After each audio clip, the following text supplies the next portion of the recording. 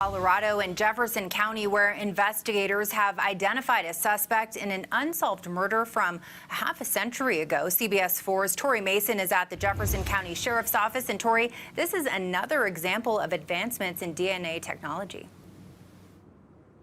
Andrea, this is the oldest case in history to be solved through genetic genealogy. Margaret Peggy Beck was murdered back in 1963. The 16-year-old's body was found at the Flying G Ranch near Deckers, where she was attending Girl Scout camp. After years of investigating with no leads, the case went cold. Her three sisters are alive, and this is a painful time for them to have this wound reopened, and we acknowledge that. And our sympathies on behalf of the entire Sheriff's Office go out to them. You are standing in a clearing in the Pike National Forest, 60 miles from the city, and it is the last morning of camp. It is Sunday, August the 18th, 1963. The air still smells of last night's fire. Douglas firs lean over the tents, and the light comes down soft and gold through the pines, the way it only does in the mountains in late summer. Somewhere, a screen door on the infirmary bangs shut. There are more than 100 people in this clearing, girls, mostly in sleeping bags and cotton pajamas, a handful of grown-ups counting heads and folding blankets. Breakfast is being laid out on long wooden tables. In a few hours, they will all pile into cars and drive back down the mountain, sunburned and happy, already promising to write. It has been a good week, a perfect week even. The girls are laughing. Someone is looking for a lost sock. A counselor calls out that pancakes are ready, and children come running from every direction, because that is what children do when someone says pancakes. But one tent stays quiet. It sits about 30 feet from the others, a little wood frame structure with canvas stretched over it, its flap zipped shut against the cold. Inside, a 16-year-old girl is still in her sleeping bag. Her friends assume she's sleeping in. It's the last day. Let her rest. Nobody in this clearing knows it yet. The sun is warm, the pancakes are hot. The week was perfect, and something has already gone permanently, irreversibly wrong. They just don't know the shape of it yet. Welcome to Cold Case Narrator, where cold cases get the heat they deserve. This one matters because for 57 years, it sat in a filing cabinet with a number on it and no name. The murder of a Girl Scout in her tent on the last night of camp, in the middle of 130 sleeping people, and not one of them heard a sound. It matters because the answer, when it finally came from something so small it had almost been thrown away. And it matters because even now, even with the answer in hand, this case is not over. Drop a comment and tell us where you're watching from. We read every single one. New here? Hit like and subscribe. It keeps us digging. Now, back to the Flying G Ranch. Her name was Margaret Elizabeth Beck, but no one called her Margaret. To everyone who loved her, she was Peggy. She was born on the 22nd of November, 1946, the first of 4 girls, which in a family of daughters is its own kind of job. She had brown hair and brown eyes, and by every account that survives, an unusual steadiness for a teenager, the kind of girl the younger ones drifted toward without quite knowing why. She was the one who made sure everyone had a partner, the one who remembered the little kids' names. Her sisters looked up to her. Her parents trusted her. She was, in the plainest and best sense of the word, dependable. Her father, Vincent Beck, worked for the National Bureau of Standards up in Boulder. A serious man with a serious job, measuring the world and making sure the measurements were true. Her mother, Myrna, kept the house in Edgewater, a small working-class town just west of Denver, the kind of place where 4,000 people knew each other's cars. It was not a wealthy family, and it was not a poor one. It was a middle-class household of 6, 2 parents and 4 girls, the sort of family that took up a whole pew and filled a station wagon and never made the papers for anything until the day it made the papers for the worst reason there is. Peggy went to North High School, the grand old stone school founded back in 1883. A building so handsome it looks more like a university than a high school, all arches and stonework. The kind of place that makes teenagers feel, for a moment, like they're part of something that will outlast them. That fall, she'd be starting her senior year. She was, by every measure available to us, a girl at the very front edge of her own life. 1 year from graduating, already stepping into leadership, already the person younger girls wanted to become. She rode her bike everywhere, to the pool, to the library, to school. A girl on a bicycle in a small Colorado town, pedaling down streets where nothing bad ever happened. And she loved the Girl Scouts. Not the way a child loves a hobby, but the way a person loves a thing they intend to grow up inside of. She'd joined at 9 years old and never left. 7 years in, she'd earned her way up the ranks, and in the summer of 1963, she reached the milestone she'd been climbing toward her whole childhood. She was old enough, finally, to be a counselor. Not a camper anymore. A leader. One of the ones the little girls would drift toward. She was so excited to go. It was the first time she'd attend as a counselor. She packed for it like a girl packing for the beginning of her real life. Under her fingernails, when they were finally examined, investigators would find skin that did not belong to her. It would matter later.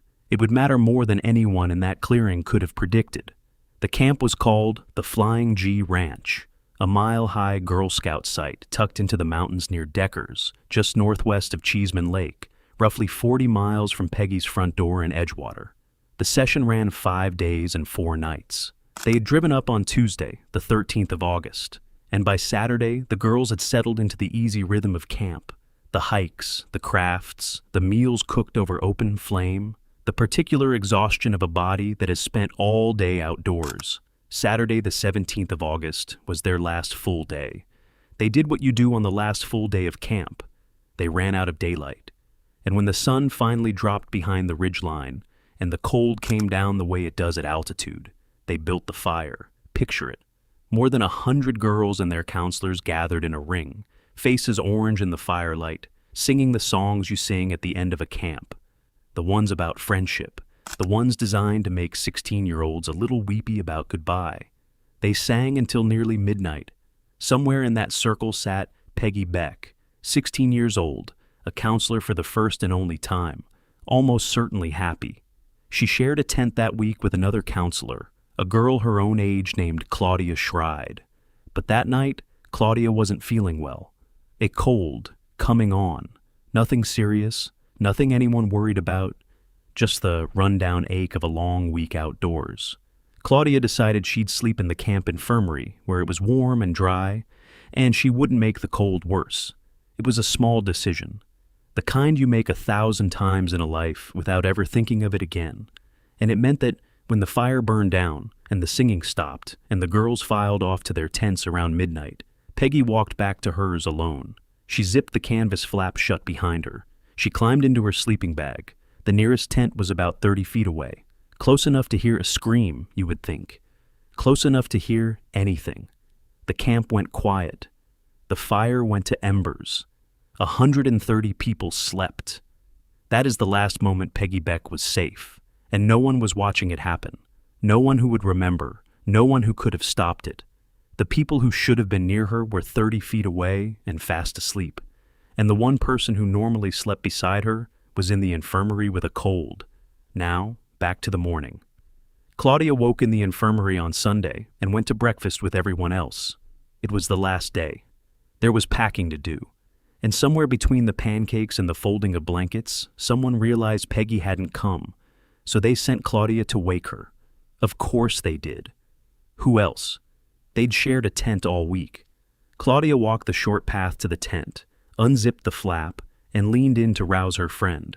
Peggy was in her sleeping bag, zipped up snug against the mountain cold, and she looked, this is the detail that would haunt everyone, she looked like she was simply asleep. She would not wake up. Here is where the story does something almost unbearable. Because the adults who came running did not see a crime. They saw a healthy 16-year-old girl who had, impossibly, died in her sleep. There was no blood. Nothing in the tent was disturbed. The sleeping bag was still zipped. To the eyes of the people standing in that clearing in 1963, it looked like a tragedy, not a murder. A heart that had simply stopped. A mystery for a doctor, not a detective. And so, for hours, no one treated it as a crime scene. They packed up her belongings. They tidied the tent. They did the ordinary, gentle, terrible work of clearing away a dead girl's things. And in doing so, without malice, without the faintest idea of what they were undoing, they wiped away evidence that could never be recovered. It was only later that day that the truth began to surface. Literally to surface. on her skin. As the hours passed, marks appeared on her throat. Fingertip bruises, the shape of a hand. The coroner looked closer, and the picture that emerged was the one everyone had been spared for a few merciful hours. Peggy Beck had not died in her sleep. Her life had been taken by force. The evidence showed that she had been subjected to a severe and deeply personal assault. Think about what that means. In the dark, in a tent 30 feet from 100 sleeping people, Peggy bravely resisted her attacker. She defended herself with enough strength to preserve a vital piece of physical evidence from the person responsible and drive it up under those nails, where it would stay, frozen and forgotten, for 44 years. She could not save herself, but she did something in those final moments that no one, not her killer, not the men who mishandled her tent, not the decades of dust, could take back. She kept a piece of him. The man who caught this case was Sheriff Harold Bray, newly appointed, running an operation that in 1963 was a fraction of what it would one day become. And to his credit, he threw everything he had at it. This was all hands on deck. Investigators fanned out across the mountain and across the city. Over the life of the case, more than 300 people would be questioned, but the case was wounded before it began. The scene was gone, packed up, cleaned, contaminated in those first innocent hours. And the leads, one after another, led nowhere. There was a man on site. Every camp has one adult who fits the profile before anyone looks closer. And here it was, a groundskeeper, a man in his 60s. He didn't wait to be accused. He volunteered for a polygraph before anyone asked him to sit for one, and he passed it. And the way he carried himself convinced investigators he had nothing to hide. They cleared him. Within days, word went out that police were hunting a man with scratches on his face, because of course they were. Peggy had told them that much herself, with her broken nails. A man over in Cannon City was questioned because he'd turned up scratched. He too was cleared. Then came the one that must have felt for a moment like the answer. In the fall of 1963, investigators looked hard at a man named James Sherbondy. And Sherbondy was no ordinary suspect. He had already served 25 years of a life sentence for murdering an Eagle County Sheriff's deputy, released only the previous December. And right around the time Peggy was killed, he had stopped reporting to his parole officer in Golden. When they finally caught up with him, he was sitting in a jail in Woodstock, Illinois, arrested with another man for robbing a grocery store, a convicted cop killer, off the grid at the exact moment a girl was murdered. You can feel the investigators leaning in. But they questioned him, and the pieces didn't fit, and by every account, he was cooperative. And in the end, he was eliminated. There were others. A man suspected in a killing that same year in Arizona was cleared of both. A man named Irvin Stewart was questioned and released nearly a year later, in the spring of 1964, a drifter who claimed he'd killed a camp counselor while out hunting rabbits, until it became obvious he knew nothing about the case at all. There were reports of a prowler in the hills. A posse actually rode through the area days after the murder, chasing the rumor. A woman said a strange man had followed her while she walked her dogs near the campground. Every thread was pulled. Every thread came apart in their hands. A local businessman named Larry Perry put up a reward, $600 at first, 10 days after the killing, and it climbed to $1,300 within weeks, real money in 1963, worth something like $11,000 today. It bought a flood of tips. It bought nothing that led anywhere. And here, we have to be honest about the wound underneath all of it. The single most important piece of evidence in this entire case, the killer's own skin under Peggy's fingernails, survived by luck, not by care. The scene itself, the tent, the ground, whatever a modern forensic team might have lifted from it, was gone within hours, tidied away by well-meaning people who had no reason yet to think a crime had happened. You cannot blame them for that. In 1963, in a mountain clearing with a girl who looked like she'd died in her sleep, nobody was thinking about the chain of custody, but the cost was real. A crime scene is a thing you only get once, and Peggy's was cleaned before it was ever understood. Whatever the person who killed her left behind on that canvas, on that ground, it was folded up and carried off with her sleeping bag before a single detective ever saw it as a place where a girl was murdered. So, the investigators of 1963 were fighting with one hand tied behind their backs from the very first morning. 300 interviews, a parade of suspects, a reward that lit up the phone lines. And the years went by, and the tips slowed to a trickle, and the trickle stopped. The men who worked the case retired or died. The file got thicker, and then it stopped getting thicker at all. That is what a cold case actually is. Not a mystery someone is actively solving, but a box on a shelf that the world has quietly agreed to stop opening. Here is what Sheriff Harold Bray did not know. In all those months of questioning 300 people, he did not know that the man he was looking for had never been a stranger passing through. He did not know that the man had a wife, a baby, a workbench, and a job fixing television sets. He did not know that the man had grown up, married, and settled in a small town called Edgewater. The very same small town where Peggy Beck rode her bicycle to the pool and the library. He did not know that the answer to the biggest case of his career was living roughly 40 miles away, folded quietly into an ordinary life. And he did not know the man's name, because in 1963, and for decades after, that name never once came up, not as a suspect, not as a person of interest, not at all. The case went cold. Peggy's mother, Myrna, would live another 11 years and die in 1974 without ever knowing who took her daughter. Her father would live into his 80s. Her 3 sisters would grow up, grow older, and carry the not knowing like a stone in the pocket for the rest of their lives. Wondering and knowing are not the same thing. And for 57 years, this family only got to wonder. Every case on this channel is weeks of digging. Real records, real families, real names read carefully so we get them right. If this one is sitting with you the way it's sitting with me, take 10 seconds, hit like, and subscribe. It's what keeps Cold Case Narrator going, and it's what keeps cases like Peggy's from slipping back into the dark they came from, because there's still a name that needs to be said. The name Sheriff Bray never had. The name that skin under her fingernails was waiting all those years to tell us, stay with us. For a long time, the evidence just sat there. A sealed piece of a murdered girl kept in an evidence vault through administrations and decades, through the deaths of her parents, through the slow turning over of the men who worked the case. Evidence that everyone knew was there. Evidence that no one, for the longest time, could do anything with. Then the science caught up. In 2007, 44 years after Peggy died, investigators took what she had left them, that biological evidence from under her nails, from the scene, and they built a DNA profile of the unknown man, a John Doe, a killer with a genetic signature but no face and no name. They fed that profile into CODIS, the national database that holds the DNA of convicted offenders, and they got nothing. Understand what that silence meant. CODIS can only find a man if that man was convicted of a qualifying crime after the database existed. The profile matched no one, which told investigators something quietly chilling. Whoever killed Peggy Beck had never been caught for anything that put him in the system. He had walked out of that tent and, as far as the machine could tell, simply vanished into the ordinary population of America. The profile sat in CODIS, unmatched for 12 more years. Sit with that number for a second. 12 years.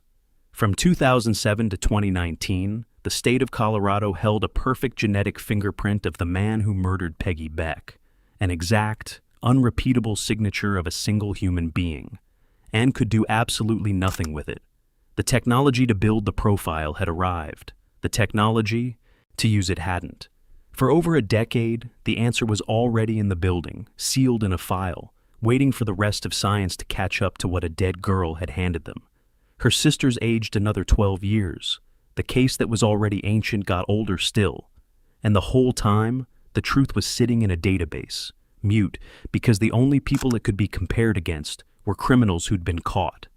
And this man never had been. But science kept moving. And by 2019, there was a new door, not the criminal database, the consumer ones. The genealogy sites where millions of ordinary people had spit into tubes to find their cousins and their heritage were building, without meaning to, a genetic map of the whole country. In June of 2019, working with the Jefferson County Regional Crime Lab, and here I want to name the analyst, Beth Hewitt, because this is the kind of work no one thanks, investigators developed a new, more complete profile from the old evidence. comprehensive enough to do genealogy with. And that October, they handed it to a Denver company called United Data Connect, founded by a former Denver district attorney named Mitch Morrissey, a man who had spent a career believing that DNA could reach back into the coldest cases and pull out the truth. The sample went to a lab in Oklahoma to be sequenced. Then it was uploaded to 2 databases that law enforcement is permitted to search: Family Tree, DNA, and GED Match. And a genealogist named Joan Hanlon began the painstaking work. This is not a computer spitting out a name. This is a human being building family trees backward and sideways from a stranger's DNA, chasing a very good match to a close relative, and from that one relative, branch by branch, narrowing a whole family down toward a single man. Think about how strange and quiet that work is.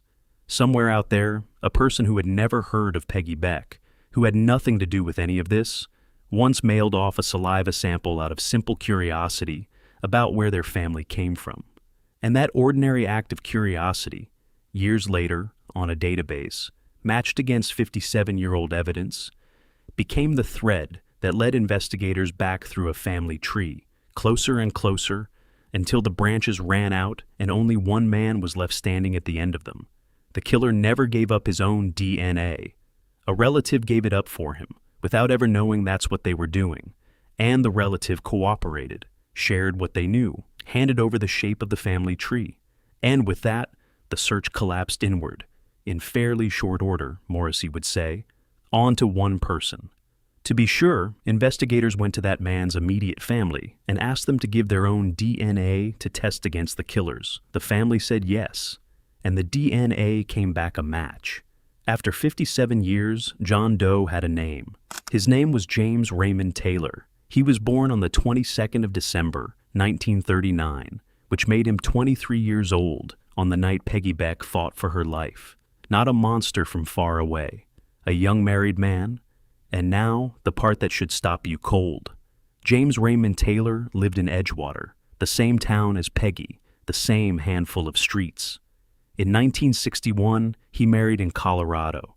He had a child born in the early 60s. He worked at a television repair shop in Edgewater, an ordinary man with an ordinary trade, the guy you'd hand your broken set to and never think about again. He had a hobby too. He built ham radios, and he was known to be up in the country near the Flying G Ranch, testing them. That is the only thread investigators ever found tying him to that mountain. Not a connection to the Girl Scouts, not a connection to Peggy or to her family.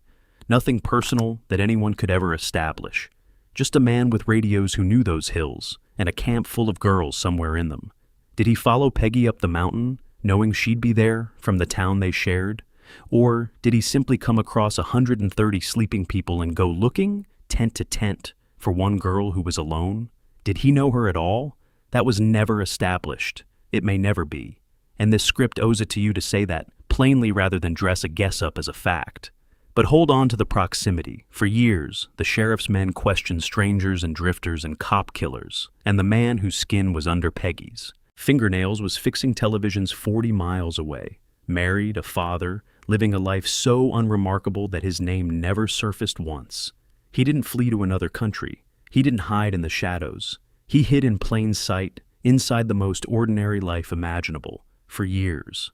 That is the gut punch of this case. Not that the killer was a shadow, that he was a neighbor. On the 23rd of April, 2020, the Jefferson County Sheriff's Office stood in front of cameras and told the world what Peggy Beck had been keeping under her nails since 1963. Sheriff Jeff Schrader spoke. The investigator, Elias Alberti, laid out the path. And Mitch Morrissey said the thing that put this case in the record books, that nowhere in the world had anyone solved a case this old with genetic genealogy. Susan Galvin, killed in Seattle in 1967, had been the previous record. Peggy Beck, killed in 1963, pushed it back further than anyone had ever reached. The oldest cold case ever cracked this way. A murder solved from a night when John F. Kennedy was still alive and president. Peggy's family gave a statement. They said she was a beautiful young girl who loved life, that she was loving and protective of her family, and that they would cherish the memory of her forever. And they thanked the investigators who had never let her go. Her 3 sisters were there to hear the name. Her parents were not. Myrna had been gone since 1974. Vincent since 2009. The two people who had spent every day of the rest of their lives wondering died, still wondering. And here is the uncomfortable truth. Solved is not the same as closed, because when the sheriff finished naming James Raymond Taylor, he had to add the thing that keeps this case open to this day. They could not arrest him. They had a warrant, signed the month before, in March of 2020. They had the DNA. They had the certainty. What they did not have was the man. Investigators had spent months searching, and Alberti said it flatly. They had no idea where he was. Taylor had a criminal history out of the Las Vegas area in 1972 and 1974. The details still sealed because the warrant is still live. He was last placed there, in Las Vegas, in 1976. And then he disappears from the record of the world. No paper trail, no death certificate, no arrests, no addresses, nothing. His own family hadn't seen him since the 1970s. The only photograph that exists of him is from 1961. A blurry, decades-old image of a young man who, if he is alive, looks nothing like it now. Morrissey said he wouldn't be surprised if Taylor was already dead. Investigators believe the odds are high, but they cannot prove it. He may have died under a bridge in another state. He may have changed his name and lived out a long, quiet life, and died old in a bed, unhandcuffed, unjudged. As of today, he would be 86 years old. The sheriff said the thing every one of us was thinking, that nothing would give them greater pleasure than to put the handcuffs on James Taylor and let a courtroom hold him to account. That courtroom never happened. It may never happen. A man was identified by the science, named by the state, and never once made to stand and answer for what he did. This case gave Peggy's family a name. It did not give them justice. Those are two different things, and we should be honest enough to hold them apart. Let me give her back to you now, not as a case number, not as a John Doe's victim, but as the girl who existed before any of this. She was 16. She was the oldest of 4 girls, and she wore it like a responsibility she was proud of. She had brown hair and brown eyes. She rode her bike to the library and the pool in a small town where nothing bad was supposed to happen. She was the steady one. She was the one the little kids trusted. She joined the Girl Scouts at 9 and loved it so completely that she built her whole growing up around it, climbing year after year toward the summer she'd finally be a counselor. She was so excited to go. It was her first time as a leader and her last. She sang around a fire on the last night of her life with more than 100 people she'd looked after all week. She zipped her tent against the cold, and when a stranger came for her in the dark, 30 feet from all the help, she fought. She fought hard enough to break her nails, hard enough to mark him, hard enough to hold on to a piece of the truth for 44 years until the world was finally ready to hear it.